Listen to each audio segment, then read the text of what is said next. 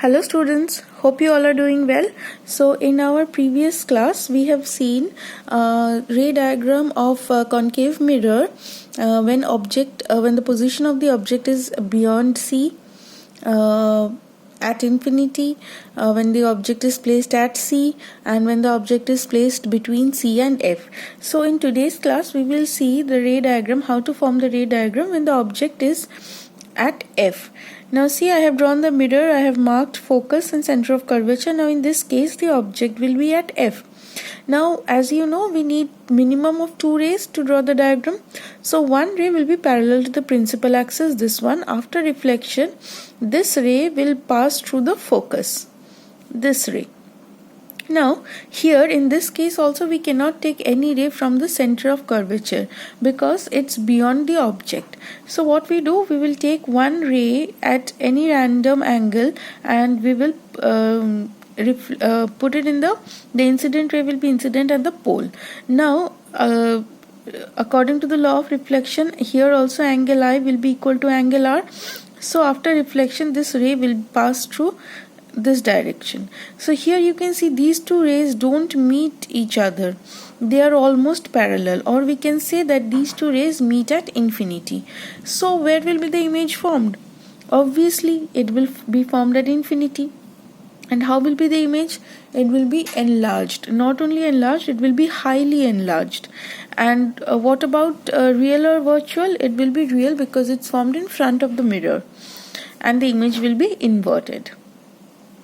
Next, in our next case, we will see when the object is placed between focus and pole, and this one is a very special case. Why we are telling it a special case, we will see. Okay, so here I have drawn the diagram. So before drawing this diagram, you need to keep in mind that there must be space in this side, in the right hand side of your notebook, because the image will be formed in the right hand side and you will need a larger space over here. So the image will be placed between the object will be placed between focus and the pole. So here we have placed the object.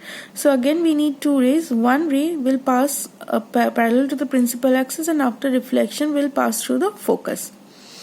Another ray, again we will pass through the pole. We will take drop at the pole, and after reflection it will follow the laws of reflection and pass via this line.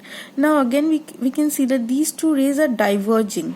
That means they are neither parallel nor converging. If they would have been parallel, they could meet at infinity, but you can see they're diverging here. So what we do, we will extrapolate the rays on the back of the mirror. These two rays, these two reflected rays, we will extrapolate at the back of the mirror, and the point where they meet will be the point where the image is formed. Now this image, since it's formed behind the mirror, we will draw it with dotted lines because this is a virtual image.